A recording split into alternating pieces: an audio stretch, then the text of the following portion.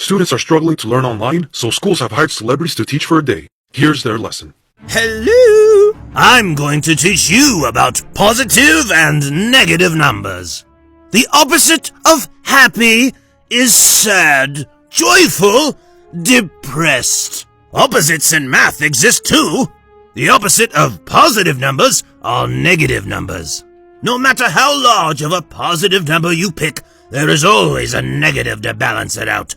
You can even go to infinity. The opposite of infinity is negative infinity. 0 is the only number that has no opposite. If there had no 0, people would lose their minds.